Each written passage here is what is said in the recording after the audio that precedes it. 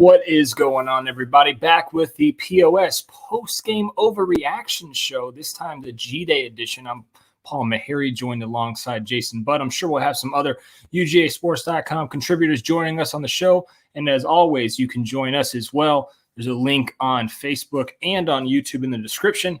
And you can join us, give us your thoughts and takes on this G-Day game. Little weather in Athens for the game, Jason. Didn't see a huge turnout, but there was still a lot of people there. Obviously, the big talk, we talked about it last week, was going to be the play of the backup quarterbacks, not so much Stetson. Dive into that, I think, a little bit. Going to talk some more about the defensive side of the ball, some names that were missing, some names that kind of stepped up that we weren't expecting, and also Gilbert. Wow. That guy is a difference maker and seems to have made a big move with Stetson Bennett in terms of their chemistry together, especially with Bowers and Washington being sidelined for this offseason. So tight ends are probably the best group in the nation, might be the best group ever. I don't know. But it might be. Oscar Delp's pretty good, Jason. But overall, first thoughts, as we do on most post-game overreaction shows. Jason, your first thoughts on the game now that we are here overreacting about it. Yeah, so the one thing I don't want to overreact is Stetson Bennett's stat line, although I think we've seen, the under 50% can happen with him. At the same time, I think one of those interceptions obviously would not have happened in a real game scenario. They kicked the field goal there at the end of the first half. I did like the fact that they went with Stetson at the end of G-Day to give him a chance to win the game, and then he went and led the black team down to win the game. I thought that was a good sign. Kind of picked up where they left off in the national championship, where he made the turnover, Alabama goes ahead, and then Stetson leads them back. Same thing happens here at G-Day, throws the pick. And it was not a good pass, but then he leads them back and then throws an absolute beautiful throw to Kyrus Jackson there to set up the Jared Zirkle field goal. So I thought that was great. Want to get back to the tight ends. I'm kind of wanting – when it comes to overreacting, yes, I do kind of want to overreact and call this possibly the best tight end group ever. You're talking about you have – who I thought was the best tight end in college football last year, hands down, Brock Bowers.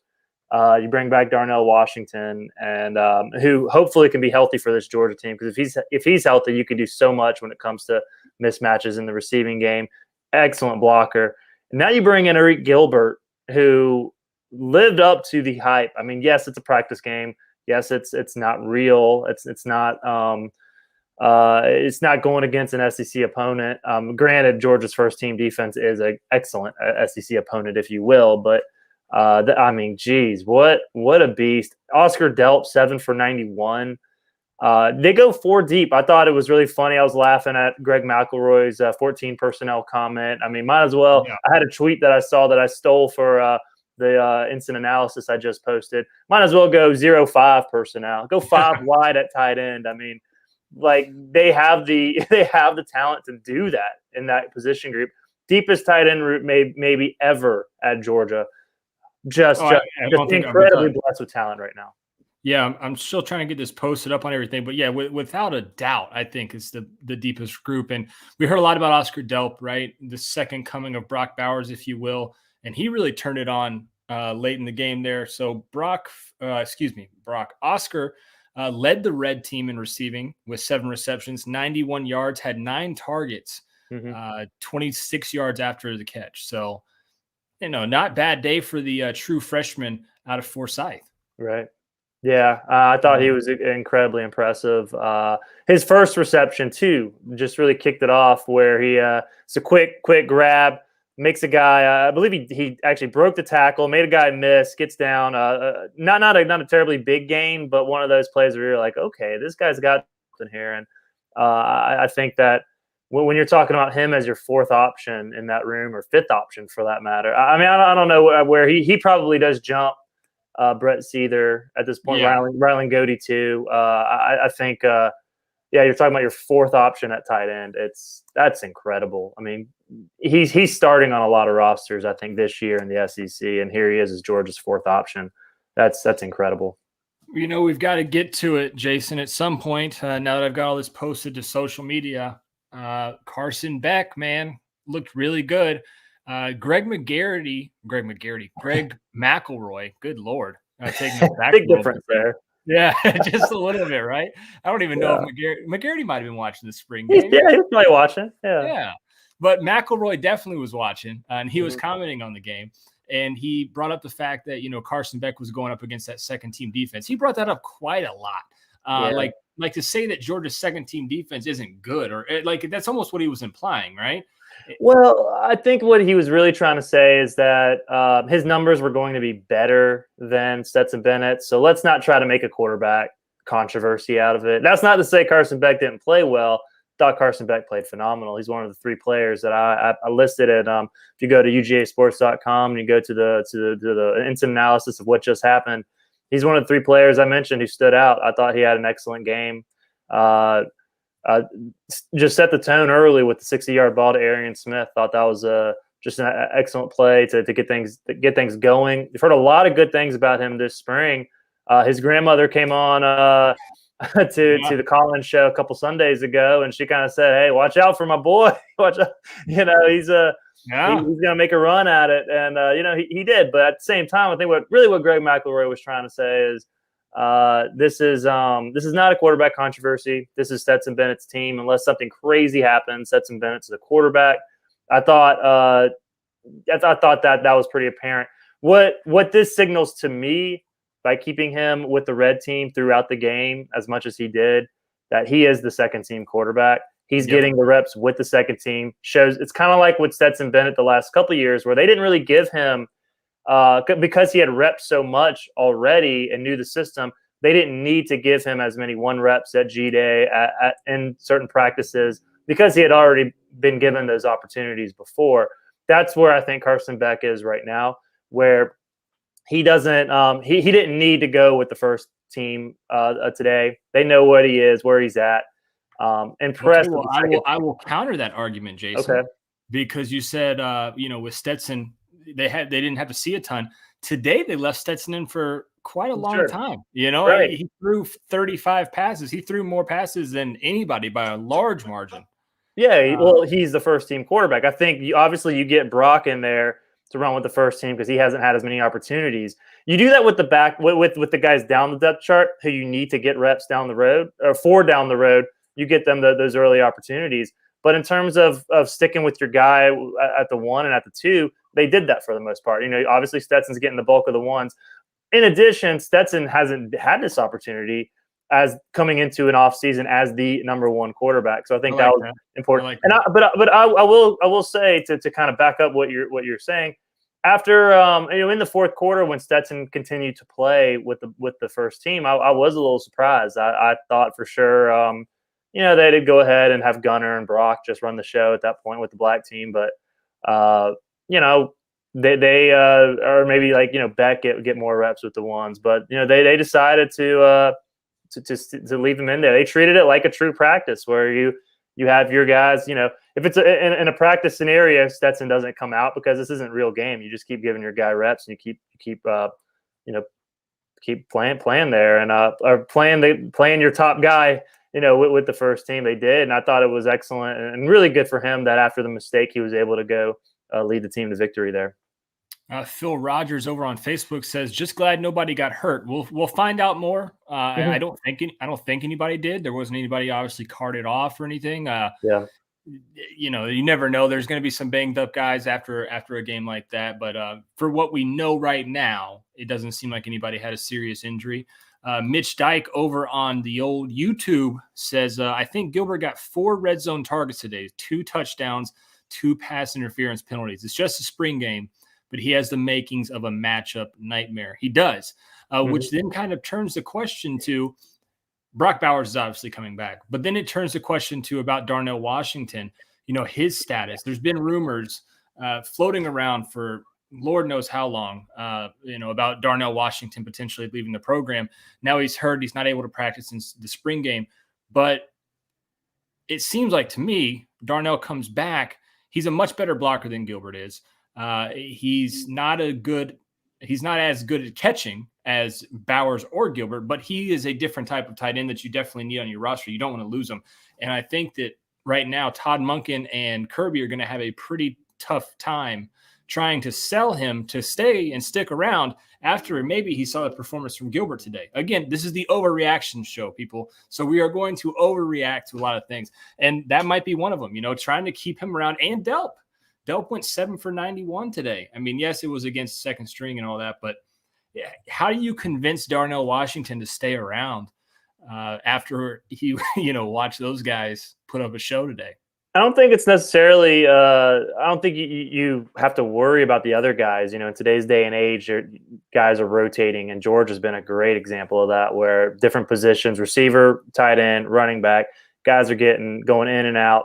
They're staying fresh. They're getting plenty of opportunities. I think with Darnell Washington, the rumors are out there. He gets hurt last year, and then as he's coming back, Bowers is doing his thing.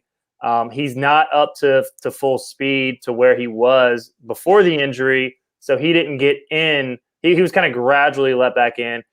That, read between the lines with what I'm saying there. It's one of those things where if you feel like you're good to go and you're not playing and you're cleared to play and you're not playing as much as maybe you thought you should for one reason or the other, maybe you're unhappy. The way you convince him to play is you tell him, look, you stay in shape, you are healthy and good to go, you're going to play, you're going to be a very important part of this offense. Just because we have 4 tight ends who can all do exceptional things in this offense, that doesn't mean you're not going to play. He is a nightmare, more so than Gilbert, more so than even Bowers for that matter. Bowers and Gilbert are interchangeable at receiver. They have the body types and the skill set to play tight end, which makes them future NFL players. As long as Gilbert can stay on the path that he's on right now. Obviously last year when he transferred, he came in, did not really play much in the fall. I believe he was just here for a week maybe, and then it wasn't long. It was short. Then he goes home, doesn't play the season. Really didn't think he was ever going to play again.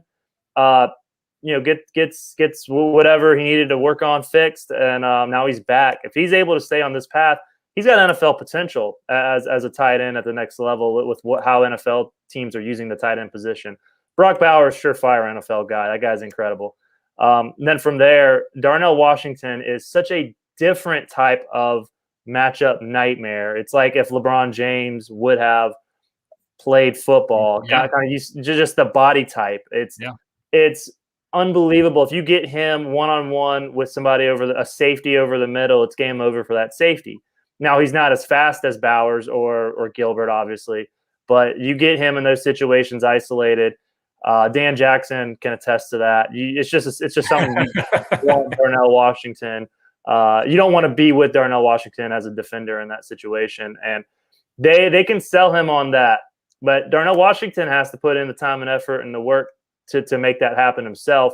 But if he does, this is the most dangerous tight end group ever.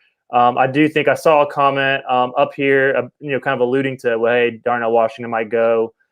It's possible, sure, but I can guarantee, they don't want him to go. He's not a guy. They have to free up some scholarships. Darnell Washington's not one of those guys. Kirby and Todd Monken are going to push out the door. I want to see you go out the door. I think part of that, a good example of that being, Kirby runs a pretty tight-lipped media operation where not a lot of guys. He doesn't put a lot of guys out to the media. If you're injured, you certainly don't go talk to the media. A couple of weeks ago, Darnell Washington was talking to the media. I think that was making him feel very welcomed and very much a part of this team to try and get him to stay and be a part of this thing moving forward. Speaking about being a part of this thing moving forward, I'm going to bring in old Dane Young to the party here. What's up, Dane? What's going on, man? How's your first post-game overreaction G-Day thoughts? We do this when we first bring on somebody onto the show. What was your initial thoughts, Dane? Please. Nothing to overreact to that like G-Day. Come on. Spring football always brings the best of the takes. Yes, that's what I'm saying. That's why this show that's why we're doing it right now. I mean, this is the most time to overreact at all. So should I come up with something like a super hot take that? I mean, Jason and I have both agreed that this could be potentially the best tight end room ever. I think not that's just a pretty Georgia. timid take. Not just at Georgia, ever throughout college football. I have to go back and look. Like Kellen Winslow and Jeremy Shockey at Miami, I have to see what's behind them because those two guys are pretty true. intense. But we're getting there. So some type of hot takes. But no, what was your takes from today's game?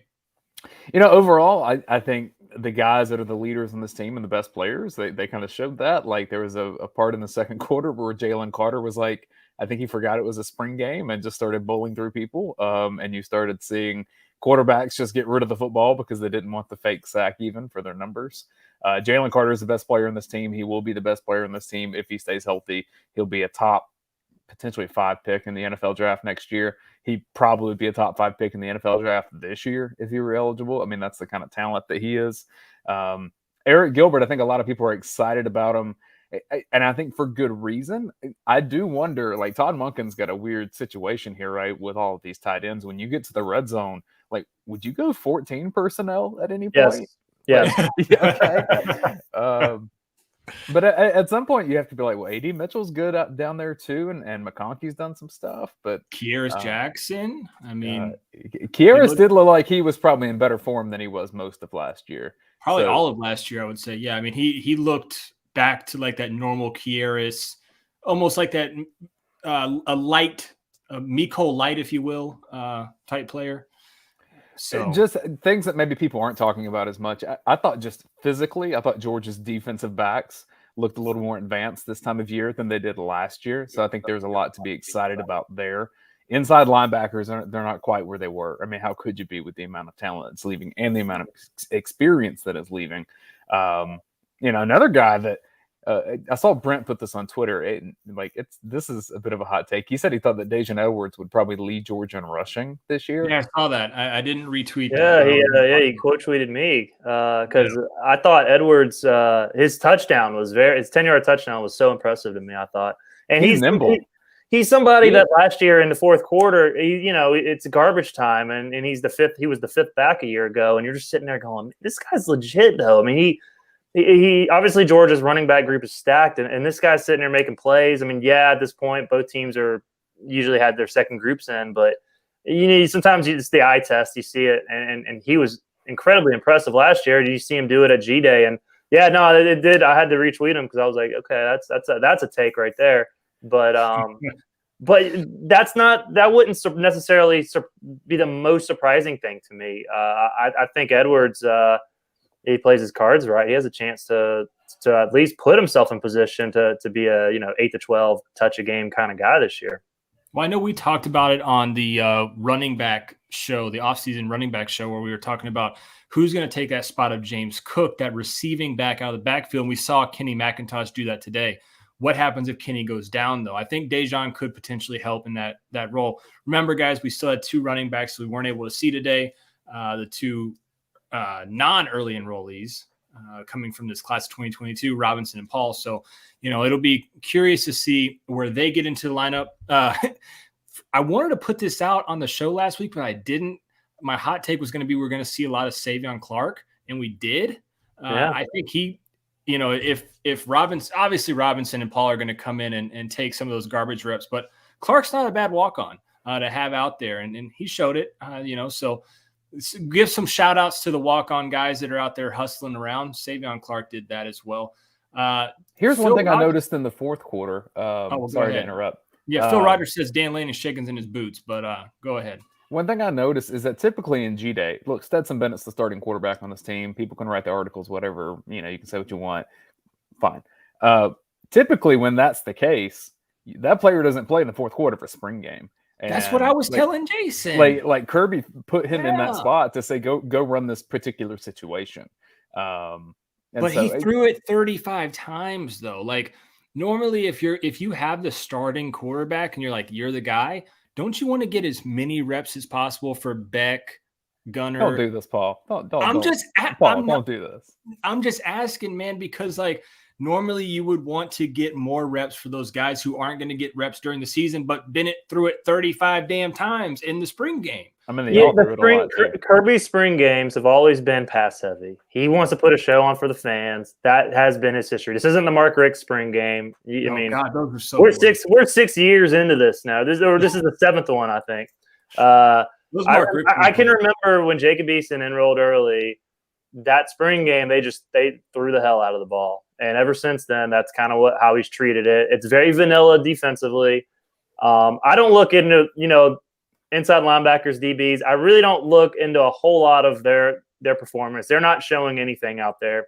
This is just this is for the fans. It's a way to end the spring. You want to showcase the offensive players. That's really what this scrimmage is. And so throwing the ball 35 times, Stetson Bennett, that's really a no issue, a non-conversation starter in my opinion. Now, a couple of the receivers, I think, but Jackson Meeks is going to play in this team. May not be a whole lot because it's a crowded depth. So they're going to go 5 tight ends when they go 5 wide. But Blake Jackson's a good player and really strong hands. What was it, Nyland Green that he caught one kind of through Nyland's hands? Yeah. I think Jackson's just a really solid player, and some of him reminds me of a young Kieras, but I need to say how he blocks in open field. You don't play wide receiver at Georgia if you're not able to block. Here's my question to you guys. We're going to, dive into this next week. I think, Jason, since we're doing this show, we're not going to do on Sunday night, is wide receiver tight ends, and it leads kind of into that. But one question that we ask each week, and we haven't gotten a yes to, is there a transfer potential of coming into the program at this position? Quarterback, obviously, we said no. Running back, we said no. O-line, we said no. But wide receiver is one where a lot of people are thinking, hey, maybe Kirby goes out and gets a guy. But now you see, if you're able to retain Darnell Washington, which I think is a key piece, and put him on the field with Bowers along with Gilbert, there's only so many snaps that you can put out wide receivers out there. You've got a good bit of guys. Kieras Jackson, Don Blaylock looked decent today. Arian Smith caught the 60-yard bomb, who you can throw out there for 10 to 12 plays a game and just tell him to go run go routes. And if he gets past this guy, you throw it to him. Let's see. Jackson Meeks, like Dane said. A.D. Mitchell is going to be out there. Roseby Jack Saint is now healthy again. And then you've got Ladd McConkey. You've got McIntosh catching out of the backfield. I don't know, after watching G-Day, and this might be overreaction, if they need another wide receiver. I was coming into this season thinking they might need, if there's a top tier wide receiver out there after spring, maybe you go out and try to get them. But the room is already packed enough as it is, I feel. Yeah, I don't think you need a receiver, but I think if there's one that just happens to be there who is Jameson Williams type. Yeah, you don't have a George Pickens type talent, that kind of guy. I mean, you're very, very selective if you're Georgia. This group reminds me of, I believe it was 2012 or 2013, where they had a ton of receivers. Yeah, it was Aaron Murray's junior and senior years where it was junior year, yeah, where he had a ton of receivers, but no big time superstar, top. You talking Mitchell, Conley, Michael Bennett, that group? Yeah, that group where it was just a bunch of guys who, a lot of them went to the NFL. Conley's had a pretty decent career, but he's never been a number one option. Right. This is that kind of group, which is fine. And then you have an NFL surefire guy in Brock Bowers, potentially in Gilbert, if he's able to stay on a good path moving forward. So you don't need one, but man, if one of those guys comes open that is that kind of NFL type talent, I think Kirby could potentially make a run at it just because why not at that point? But again, you got the scholarship issue that we've talked about before. So I think in this situation, you're very selective. Where are you at with that, Dane? I think the departures are probably going to determine the arrivals, right? So like if there's 3 offensive linemen that enter the portal, then I could look at it and see where you might want an experienced tackle now that you've lost Demarius Mims. Sure. Because when you start getting to that second string, like Ernest Green would be on the field pretty quickly. And so I could see Georgia wanting some experience there. I could probably see the same thing even on the defensive line, although they have more depth there. It's just not they're young guys, Speaking of a defensive line, Ingram Dawkins, guys, is going to be a name to know. He was out there with the first team defense and is taking over that nose tackle, I guess you would say, in a sense. He's not as big, obviously, as Jordan Davis, but he made some disruptive plays out there. And is definitely going to be a guy that you need to know on that defense. Any other names that stood out to you guys on the defensive side of the ball? Looks like Ingram Dawkins did have a sack and a 1.5 tackles for loss. Any other names on that defensive side of the ball that stood out to you guys today? Warren Brinson for me. Yeah. Well, his helmet stood out to me. That thing was wild. I mean, that thing was like, it looked like he's on like Tour de France, like super wide. And I don't know. That thing was wild. Warren Brinson looked good. I like Brinson. Malachi Starks was on the black defense wearing number 24. I'm going to pull the stats up real quick, guys. He led the black team in tackles, and I don't remember seeing, like, I must have just noticed that at all. I must have just missed that. I don't know. And then Everett, also a early enrollee DB. So those two guys led the team in tackles, and somehow I missed them both playing. I saw Everett out there, but I didn't remember. I saw Everett a couple times. I take that back. I did see Everett a couple times. I did not see Malachi Starks out there. That's my fault. So I cannot comment on those two early enrollees that much, but they led. Well, actually, if you look at it, the black defense, 3 DBs, all early enrollees, led the black team in defensive tackles. So, well, another guy, Bill Norton. I thought him having a knack for knocking the ball down. I think those 2 pass breakups. There was one late where Stetson got his ball knocked down. It was old Bill Norton in there. So that's a obviously good fundamental when pass situations, knowing staying there, reading the quarterback, and getting your hand on the ball there. 7 pass breakups for the first team defense. And I thought one of the guys that stood out in that regard was Javon Bullard. I could see him playing a lot for Georgia this year. Hey, Jason, you mentioned William Poole. We did not mention. We have not really mentioned him as at least on the last couple of shows as him being an outside corner. And there he was. So it's interesting. He looked a little more ripped to me, right? Like he was in phenomenal shape. Yeah. Yeah. What about that? So we had the inside linebackers. We got a question over here from Phil again. Phil's asking all the good questions, just leading our segments to the next segment. Inside linebacker looked a little different today, obviously, with the departure of all 3 of Tyndall, Walker, and Dean. We know JDJ is going to be out there. He's going to be one of the starting linebackers. That other starting linebacker spot seems to be up in the air with Munden out with an injury with the labrum tear. Xavier Sori was listed on the black team, but I did not see him out there today. Did either one of you guys see Sori out there? I think he might. I tried to look up if he was injured. It didn't look like it, but he was listed on the black team, so that would be the second team defense. The other inside linebacker that was on the first team defense on the red side was actually Tresman Marshall, a guy that we have not heard of due to injuries since really his freshman season. And he came up with a little tip interception there. So inside linebacker, guys, what's your take on that? It looked different for sure. It's not going to be the same. Dane alluded to that. When you lose Nakobe Dean and Quay Walker and Channing Tyndall, you're going to have a drop off. Again, I thought they were fine. I thought it's good to see Johnson out there making plays, getting to the ball. 7 tackles, 5 solo. I thought that all things considered, they were fine. But again, it's a matter of you're not seeing the Nakobe Dean type stuff. It's also G-Day. Defense is keeping things very very vanilla. Sorry, I'm getting a charger delivered because my computer has 6% battery. So. It's okay, man. But yeah,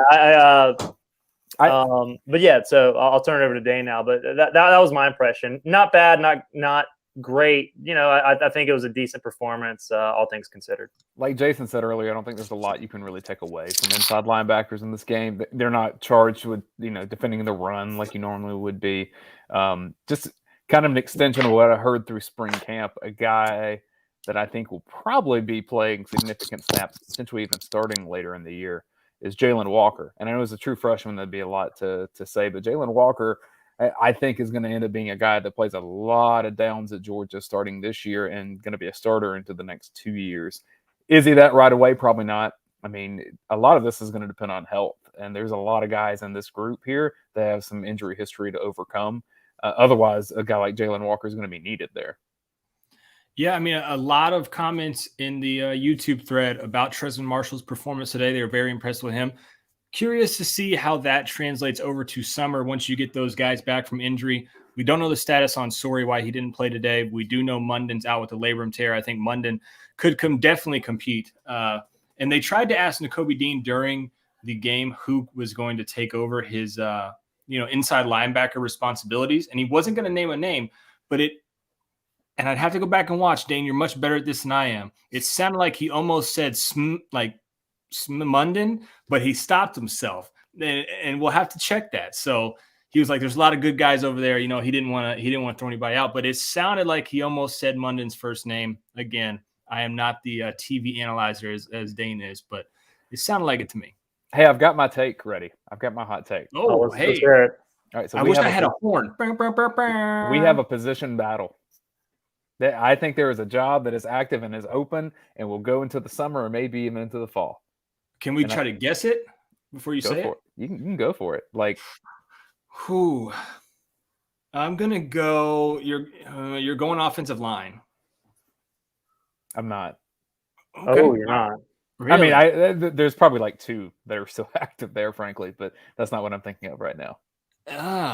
Okay. So he's not going quarterback. He's not going running. And it would be unseating a guy that has started for kicker. You're going kicker. Boom. Yep. Is that because Zirkle? Jared Zirkle. I think that's active. I think really? Zirkle looks solid. I thought that was weird that he did come out with the first team offense. Mm-hmm. Well, and then he got the kick at the end to win the game, right? That seemed to me like put him under pressure. Like, you got to go for the game-winning kick. Can you do it?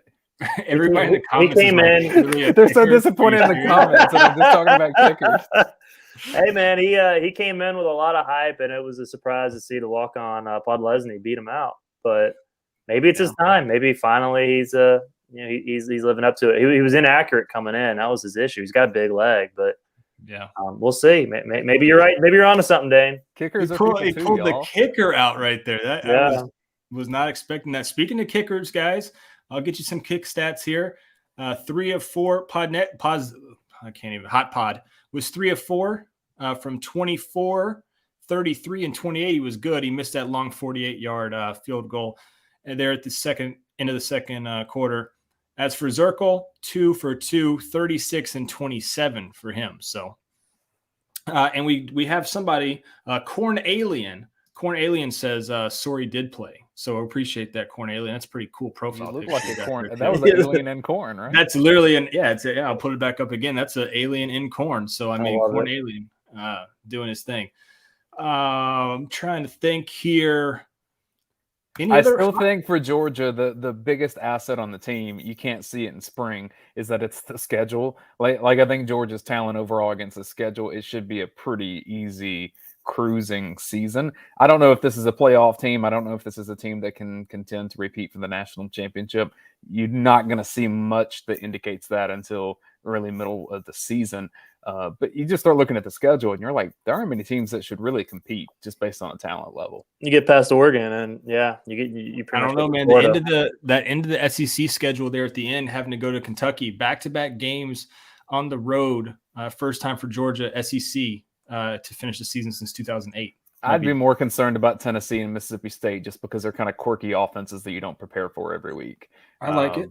I mean, Kentucky competes with Georgia well, and if things flip different ways, I guess, in the last couple of years, maybe they're closer games, but I've never felt in the last 3 years that there was a game against Kentucky that Georgia was in doubt of losing. Now, maybe they weren't winning by the margin that you would expect them to, and it was closer for a while, but I have not thought that Kentucky was going to beat Georgia in any of these games. No, and I think, you get past Oregon, you get to Florida, then it's Florida, Tennessee, Mississippi State. And I'm with you. I've just, even the games that were close against Kentucky, you just felt like Georgia was going to pull them out in the end.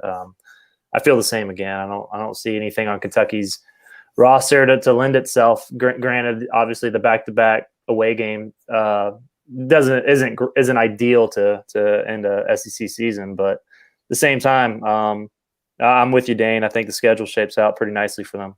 I think that Mississippi State game is super scary just because late in the year on the road, they got the cowbells and all that stuff. Like, they're not nearly as talented of a team, but Will Rogers is accurate, and Mike Leach is going to throw 73-yard passes. So it's more annoying than it is difficult.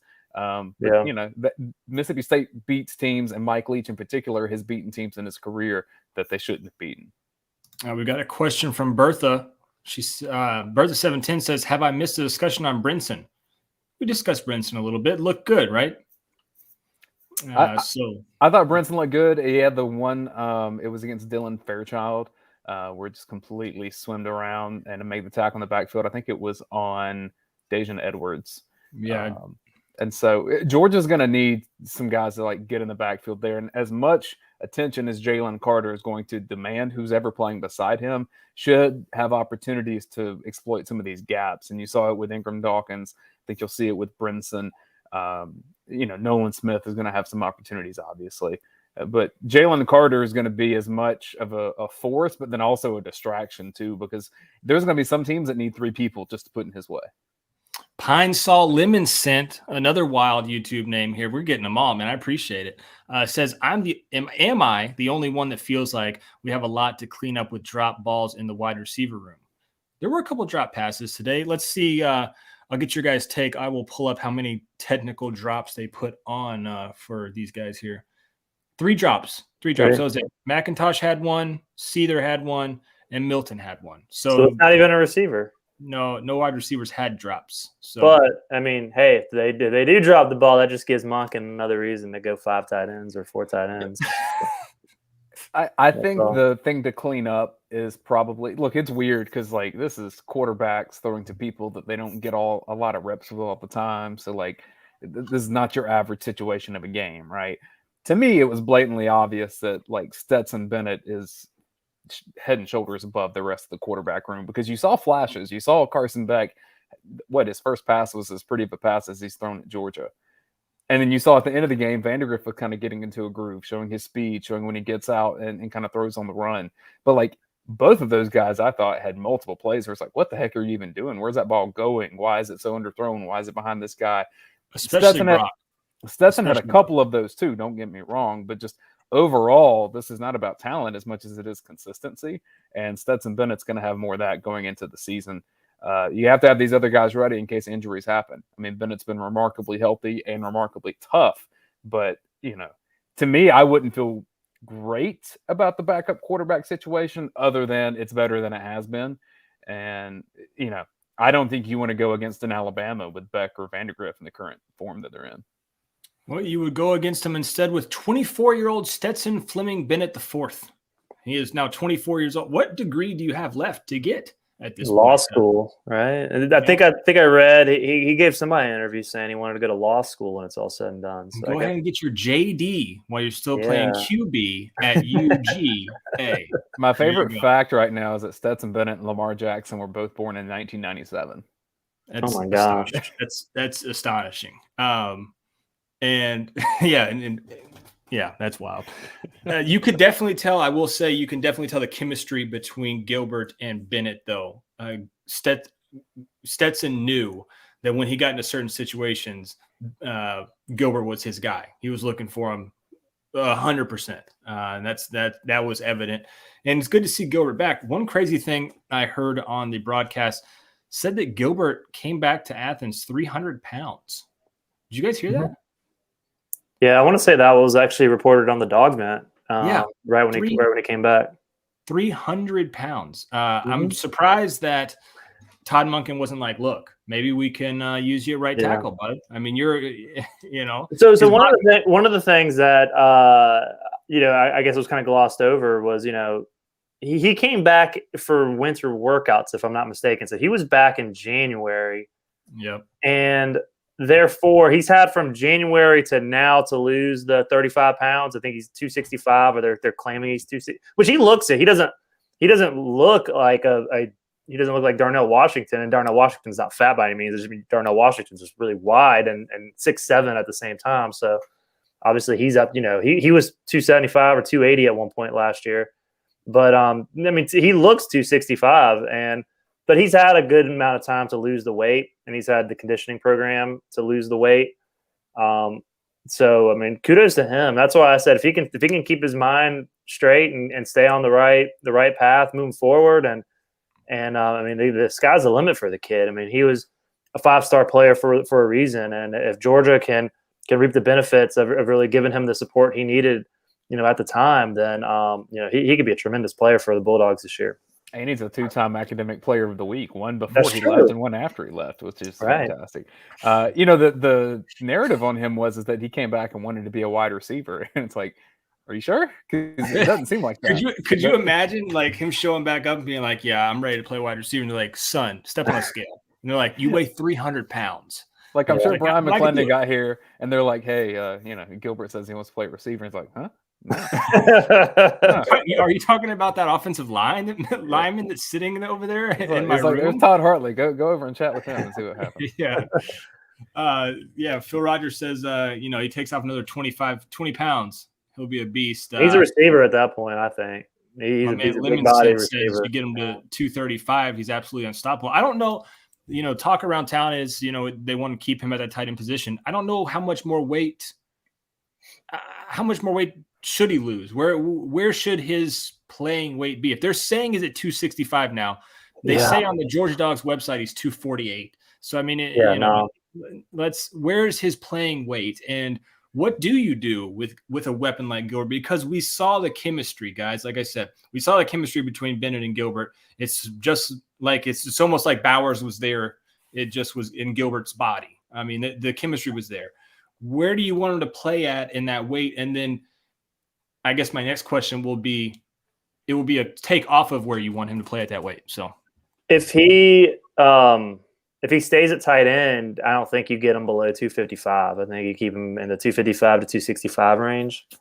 And that way you can have him block those bigger bodies. You don't want him to lose too much weight. Then he's not a blocking tight end. Then he's Evan Ingram. You don't want Evan Ingram. Not at Georgia. No disrespect to Evan Ingram. He's a receiver. He's a receiver once you drop too much weight. So if they want to keep him at a tight end, I think that's where if he is long term a receiver. Now 248 when he came back to Georgia the first time, he was reportedly skinny, and it was okay. Yeah, he can play receiver. I think that was what he wanted to do. He wants to be a playmaker, catch balls, that sort of thing. So that might have been a little bit of a public relations sort of. But let's put this out to the media. He's a receiver to make him happy. But if the plan is tight end, he 255 to 265, I think that range. He let him lose a little bit more weight from that 265 mark and kind of keep him in there. Jason, you've covered the NFL much more closely than I ever have. And I look at this and I say with Gilbert, this is like a 9-month, I guess at this point, 8-month job interview for him. Sure. And then he can be in the draft process. If things go well this season, and I don't even know what would constitute well, like, is he first-round potential at his size? It just depends on the season. I think the background of leaving LSU, having some off-field stuff, it's not like he's a bad guy. He obviously just had some off-field stuff that prevented him from playing last year, but it's the NFL. I think that stuff gets taken into consideration. So if you're a team and you draft a player, if you're going to draft a player in the first round, you need to make sure that, especially at the NFL, when you're on your own, like you go to work and then you're on your own. It's not like college where you're 6 a.m. to 10 p.m. and then you're in the dorms and you have all of this support. So at the NFL level, like once you leave work, if they can't count on you, they're not gonna draft you in the first round. So I think that's his thing. Is like you said, it is an 8-9 month job interview. He has to probably go above and beyond to prove that whatever issues faced him in the past, that he's past that, and a professional team can count on him. So he's got to, 1, prove it on the field, and 2, prove it off the field. And those academic awards will go a long way because obviously putting the effort in the classroom helps too. And if Kirby Smart can get behind him in that respect, he will be his biggest cheerleader to these NFL teams. When you start looking at like guys in the NFL that it's like hard to find one of those, I think of guys like Travis Kelce. And I'm not saying that he's got that skill set in particular, but if you can kind of be that hybrid of like match up on a ton of different people and be a mismatch for any of them, either because of speed or ball skills or size, like I'm looking at it and just seeing how Gilbert was moving today, I don't think he needs to lose any weight. I think he could play exactly where he is right now and have a really great season. And So, I Travis suspect coaches are going to be very happy with what they saw today from him too. Travis Kelce, just for you guys, 6'5", 260. So puts him right there fine. with where Gilbert currently is, 6'5", 260-ish. So another guy we could talk about here is Porter Osborne Jr. says Walker looks bigger than expected. He's the next one at middle linebacker. I like Jalen Walker. I like Jalen Walker a lot. I think a lot of people like Jalen Walker. Way he presents himself, he's just kind of been that guy for Georgia's recruiting class. He's the early enrollee. He's all about business. Jalen Walker could step into that middle linebacker role. That'll be a position I'm interested in looking forward to. In terms of leadership, some like Nakobe Dean vibes from that guy. Like that's very, very much so. Very much so. So, Jalen Walker is a guy that we can look at that linebacker room. What's funny is Pine Sol said, talking about Gilbert, so he's bigger than the whole linebacker room. He might be. Chaz Chambliss, guys, a guy we didn't talk about much. Jason, you might have brought him up last week, or that was Ben, one of you guys. I think it was Ben. No, so I think it was a comment brought him up because we omitted Chaz Chambliss. So somebody was calling us out for the disrespect. Chaz Chambliss running with the first team defense there at outside linebacker. Obviously, Robert Beal not participating, but Chaz Chambliss. Thoughts? You like him? You like his motor, man. He gets after it, and I think that sort of thing. Kirby Smart loves that. He's old school in that respect. If you play the game the right way, if you put in the effort and you have talent to go with it, you'll find your place on the roster on the playing field. I mean, he's not going to do that, with the scrappy walk-on who has no talent but is there good for practice. That guy's not making the field. But Chaz Chambliss has talent, and he may not be the most talented outside linebacker, but the way he plays, the fact he does have talent, I think that's going to earn him at least a rotational spot this year. I think he's smart too. I think he's got.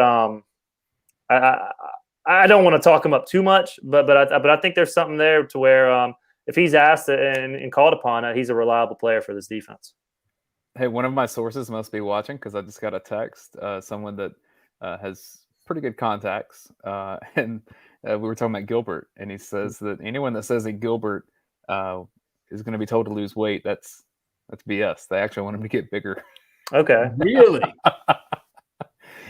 So I think they want a big hunking tight end. It sounds like I trust this source. He moved like you said, he moved well today. I mean, I wouldn't want any tight end in this offense to play below 255. But if he's 265 right now, maybe he's not. Maybe because he didn't look that big out there. Like, no, when they said 265 and they zoomed the camera in on him, I was like, he might be about 260, and maybe it was all about getting the fat off the body, and now you build up the muscle. Good God! If he can move around at that weight, he's very, very, very dangerous.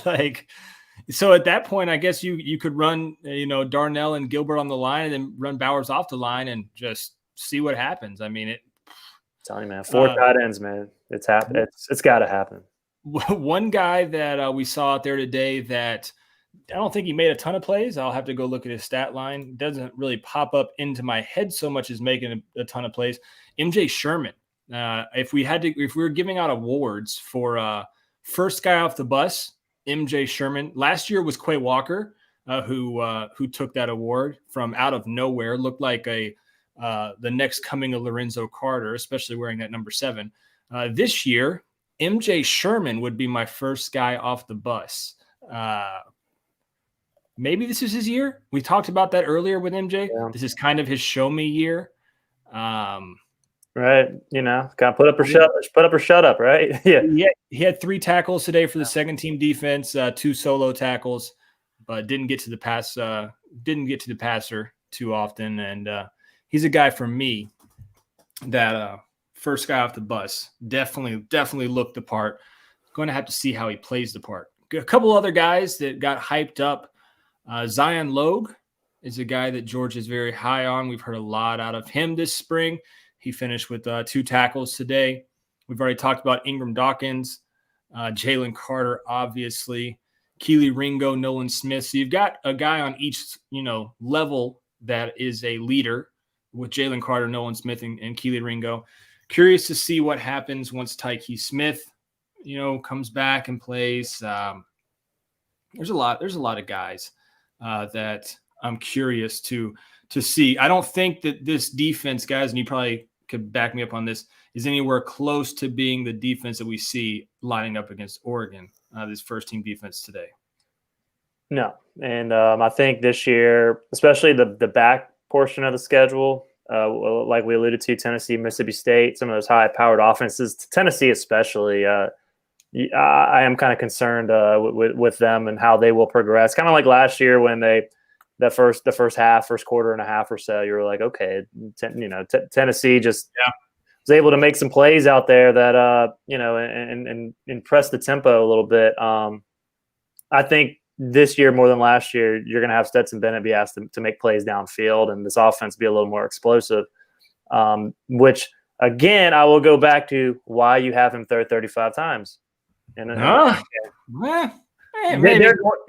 not going. This offense cannot afford, I think, with how many players they lost on defense, they cannot afford to be in ball control mode like they could a year ago, especially in the middle part when Stetson had to take over and they had to adjust a little bit before they got more confidence in him toward the end of the year.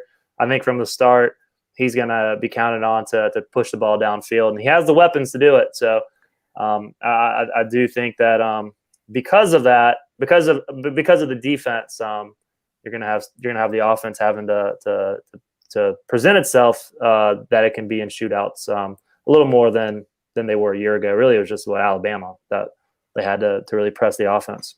I agree with you. There is one concern that I have that I don't think you got to see as much during G-Day just because of how it's played. But Georgia's pass protection, sure, I think is going to be a little leaky early on. And having two newish guards, I know Truss has played a lot, but I didn't see just a ton of just back up, have the athleticism, hold off. I mean, there's some depth there. Don't get me wrong. So I think if there's more injuries, obviously if Radlich comes back and is good, I think we saw Blasky at both right tackle and at center in this game. I think that's a guy that's going to play at some point this year.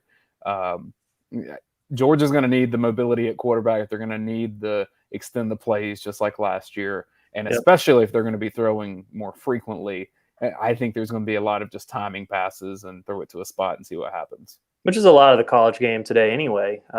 So that is how you make up for an offensive line. I don't think you're going to have the prototypical nobody does the drops anymore, really. It's all shotgun. But you're not going to have the time. You're not going to be able to sit in the pocket as much as maybe you would prefer. But they're going to have to throw the ball. You're not going to be in as many blowouts as you were last season. At least that's just how my read on the situation right now. Maybe some of these guys surprise us all, and they turn into a pretty dominant defense again.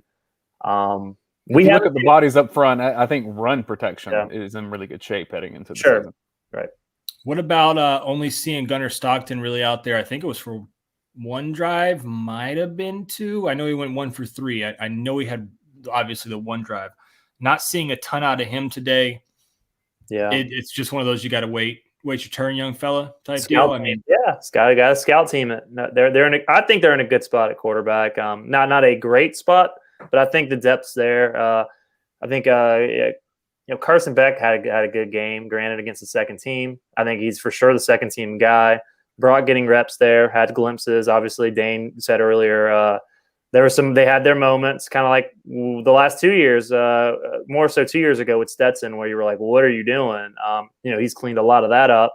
But now those two guys, you see has he? I'm just kidding. I'm kidding. The funny thing about G-Day, though, because we all hear a lot of the disgruntlement that comes from players, whether it's from playing time or they think they're better than the person ahead of them. So we hear a lot of players that are kind of talking about the portal or whatever. It's very trendy to do. Then they end up staying and they have great careers, whatever, and then they love the G forever. That's the nature of college athletics. But within the last year, I was told by people that would know that Carson Beck for sure was going to transfer. He didn't, and obviously he looked as good as he has at Georgia today. And the same with Dejan Edwards, that he was going to be transferring too. And then you see them together in the same backfield in G-Day and be like, oh, each of those guys is not only in line to be very valuable to this team, but like one play away from being the guy on the team at that position. Which, you know, if you look at Georgia quarterback depth, if Beck were to end up transferring now, which I don't think is going to happen, like it'll get perilous, right? Like then all of a sudden you're like, whoa, yeah. We better be ready. We need to have Miss Caroline back on the show because we got to make sure we relay that info to her for Georgia fans. Hey, Beck's only one play away, and you don't want to go down. I mean, and this is no knock on Vandegrift. I just think he's a little young. I think the game's still kind of moving a little fast for him. You do not want Stetson to go down, and then you have to throw Brock in there. Yes, he can move with his feet. We saw that in a couple of plays today.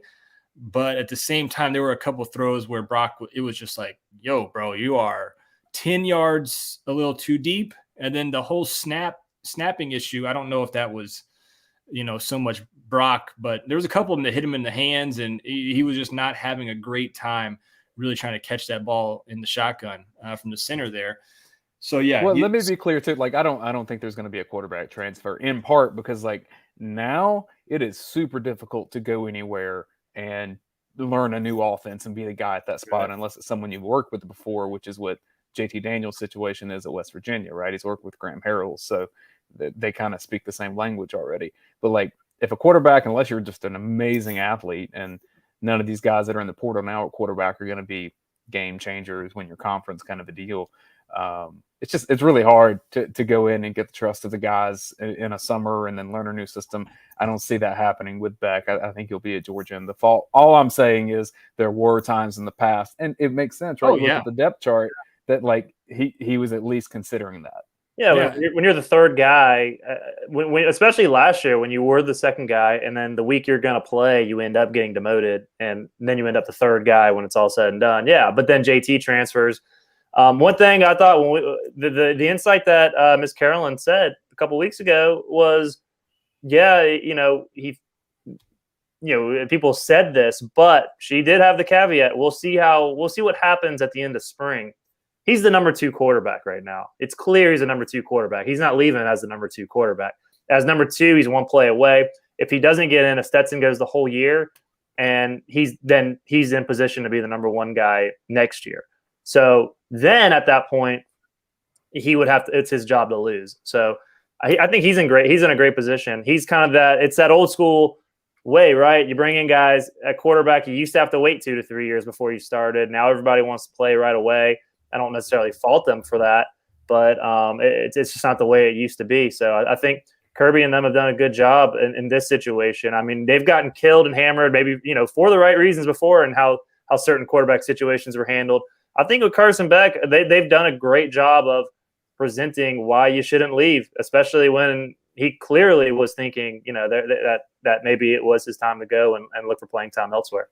It's so hard to compare him and Vandegrift. They do they're so different in almost every way. Like Beck is polished now more than he was, and he's going to be he's mobile to an extent. I'm not saying he's a pocket passer. Like he's way more mobile than JT was, but like he's most likely going to be in the pocket most of the time. He's got a solid arm.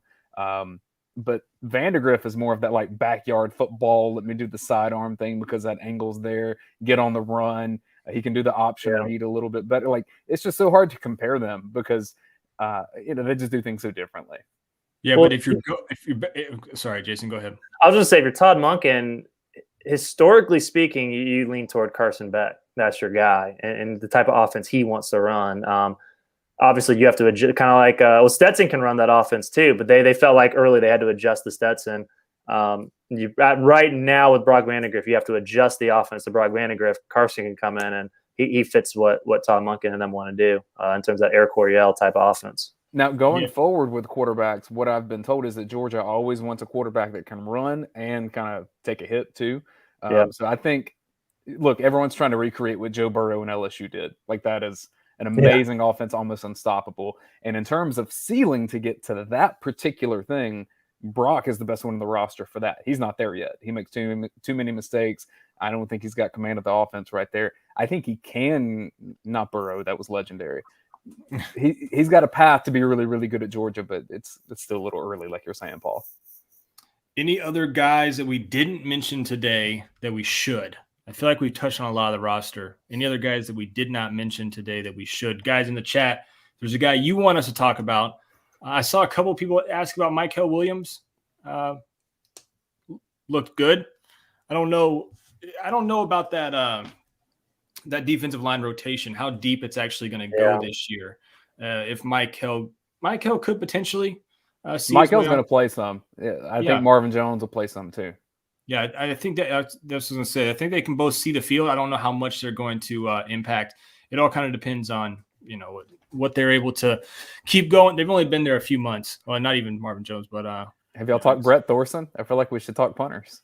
Ooh, yeah, we did not talk about the punter. I'm sure that the fans will love that, though.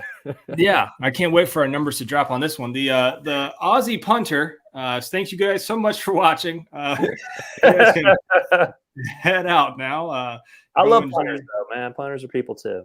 4 punts today, 150 yards, long of 48, had one down inside the 20. Had some good – sorry, I've got an Amber Alert going on my phone here. Everyone's okay.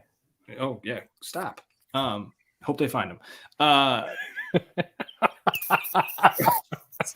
What? We're all going to hell. I do. That was very genuine and not just a comment. Yes, go ahead. He had some air underneath his punts, though. So I like that. It seemed like they were sky punting on purpose, too. Just didn't seem like they were trying to go end over end. A lot of it was just to play for the fair catch. But according to Dane, you could have a new kicker and a new punter in the same year. When was the last time that happened, Dave McMahon? Where are you? Man, where's Dave? Did they have a new punter when Rodrigo came along? I'm trying to remember. Yeah, it was Rodrigo and Cam. Because Cam's Yeah, the transfer. There we go. Boom. We did it. We don't need you, Dave. No, we do need you. Please come on the show, Dave. So potentially new kicker. But Brett Thorson's definitely got the job at punter, the old Aussie.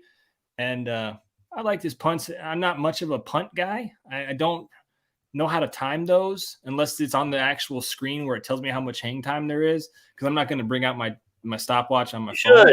It's fun. I did a story. I spent some time with Ken Isaac one time while he was working out. And this was a couple of years ago. Yeah, and I would time his punts and just on my iPhone. It was really? Yeah. Did you get pretty good at it? Did I? Yeah. Well, I don't know. There's no science to it. You just He was doing some because I was it was right after the AAF, and so he was trying to get an NFL job, and he'd had some opportunities here and there. I did a story on him, but I was out there out at where were we? What high school was that? Doesn't matter. And I was just timing him. Yeah, it was pretty wild. And he had the opportunity with the Falcons. I feel bad, man. It didn't work out for him in the long run, but he's still doing his thing, chasing the dream. Great his 1 year at Georgia. That's for sure. Yeah. I think we've touched on everybody, guys. I don't know if there's anybody else. Yeah, we've touched on every position. What else is there? I don't know. Is there anything? Keely Ringo deserved a PI on McConkey. Yes. Yeah, he was there step early. Yeah. A little step early. Slide in the spring. They're getting all willy-nilly and resting on their laurels. But Keely Ringo is going to be a huge draft prospect this year. 6'2", 205. He is going to be a monster draft prospect at corner, especially if he has another year like he did last year and he builds on that. Keely is going to be one of those guys again. And I was thinking about this during the game. I was like, man, Georgia football is really kind of turned into almost, if you're really good, a 3-year university. Because you hear the kids all the time. For the next 3 or 4 years, I'm taking my talents too. If you're really good and you play at Georgia early, you're a 3-year guy and you're gone. Well, that's how you should be. Alabama's like that. And Clemson, just to a degree, has been like that. So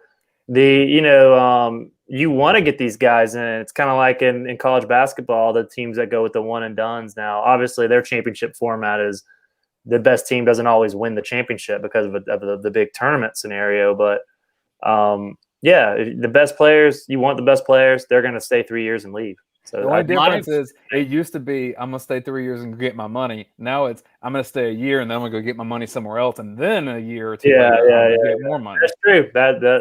That's where the game's changed. Speaking of money, we've got Brent Rollins joining us in front of his mansion. Just an incredible house backdrop there. Brent, how was your G-Day experience? We've touched on just about every player. So if you name somebody we didn't, I'd be very impressed, actually. And that doesn't mean you just bring out a guy from left field.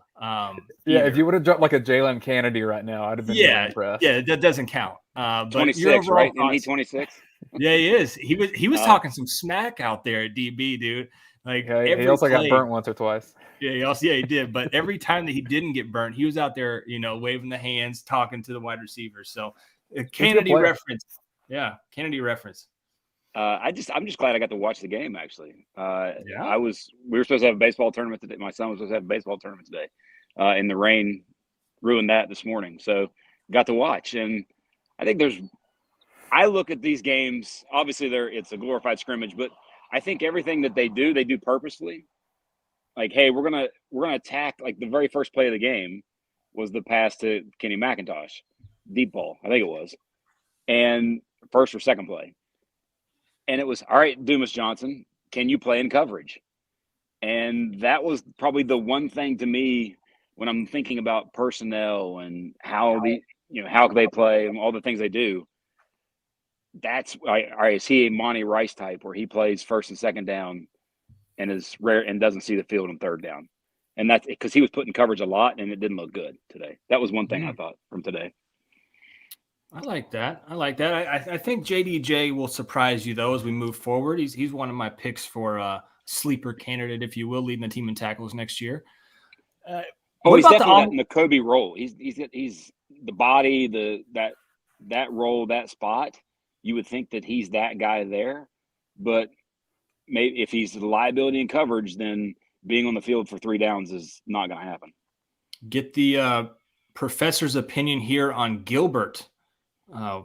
Just a stud. He is. I mean, we knew it. There's not much more to say about it. I think the biggest thing watching him was, one, how they used him. 2, he's still got a lot of work to do to consistently play because, especially in the running game, like his stance is awful. Like when he gets into a 3-point stance, it's like somebody, you're first teaching him how to get into a stance. Push back. Nolan Smith lit him up a couple times in the running game, but he is a dynamic threat as a pass catcher. And him, Bowers, Washington, that didn't shock me that Delp showed out and was. I mean, he looks the part as well. Like they got their offense is plenty fine, plenty good enough from a weapon standpoint. I think the biggest thing with Gilbert that was great to see was just the kid himself, legit like having fun playing football. He looked like he was having fun playing football. And a guy who hadn't been able to play for a year, that's great to see. I like that. Dane, you got any questions for the professor? I talk to him every week, man. Like I know you do. So I didn't know if you had anything. I mean, we're obsessed with the NFL draft, right? That's what we've been doing for the last couple months. So we were just talking, Brent, about obviously Jalen Carter is a projected top 10, top 5 pick next year. It'd be that this year. And then Paul was just saying that Keely Ringo obviously has potential for that. You start looking at guys for next year's draft that this is a big year for them. Like I guess Gilbert is up in that realm too. He is. I think Darnell is someone who, like Fitzpatrick leaving early, Darnell's going to be like, all right, I'm going to play my year, show what I can do as much as I can in the passing game, but I'm going to go be an elite blocker and get drafted as well. There's so many other the guys in the secondary. Chris Smith, William Poole. I think that was the other thing. I'd heard this and sort of knew this was happening, but seeing William Poole play corner on the outside today, like that. Shout out to Jason Butt there. He brought that up earlier. Good call, JB. Because that versatility is going to matter. And with him, Chris Smith, and then hopefully at some point we get to see Tyke Smith, because he did the same thing at West Virginia. Slot corner, safety, a little bit everywhere. Like you might not have shut down corners opposite Ringo, but the versatility and the ability to disguise coverages because you've got a lot of guys who can do a lot of different things and play in those different positions. That will help. Ingram Dawkins was the other one to me that kind of I'm like, okay, that guy, he's playing. He's playing, and he's playing a lot. He was in the Trayvon role opposite Nolan Smith. And, I've seen enough of Waltower to know that he's going to be there. He's going to be a guy, but not necessarily be a difference maker. I think Ingram Dawkins could be somebody who's a difference maker. So that's the other thing. And Kirby touched on it on the when McElroy was talking to him there, they were side by side having the chat about pass rush. Michael Williams and Marvin Jones Jr., those two guys are going to get run, especially on third downs, because you just don't see, you don't see a lot of just defensive linemen that are true traditional pass rush types. I think those two guys are going to get a lot of PT on third down this year. Paul, you see these comments about recruiting in here? I do. Yeah. Justin Rhett was a guy that was on campus today for Georgia and decommitted while during on the campus. game, right? Yeah, during the game. During the game. I'll leave the recruiting stuff to our guys over on Rumors versus Facts on Monday, but that is a big time kind of a middle finger to Notre Dame in a sense. You're at a spring game and you decide, hey, now right here in the middle of the third quarter is when I'm going to announce I'm decommitting from you guys. Thanks so much. You know what? I want a player in future years to commit at a spring game each week, but then decommit at the next spring game and just make it a game. Yeah. I'm telling you, I mean, these kids are getting crazy with the recruiting stuff. In the current world too, you think, all right, who did he run into? Whose hand did he shake that happens to be CEO of this or right high up in that? And they're like, hey, Well, it was right after halftime, I want to say. So maybe they were in the players' lounge up there eating some cheeseburgers, and CEO of Coke walks by and is like, "Son, you're going to be a good ball player, but not at Notre Dame, and here's why." And he gets his decommitment video or decommitment post out there by the third quarter. And he's from Vegas too, right? Isn't he from Vegas? Yeah, Bishop Gorman. Yeah, and they already have that connection here with Darnell, and hey, you can at least say, hey, here's how we've treated you, and made you feel welcome, even though you're from the whole other side of the country. It gets hot out there in Vegas, guys. I'll tell you that right now. You could almost pass out there in the summertime. It'll get to first-hand experience. Jason, that actually happens. Paul was in trouble.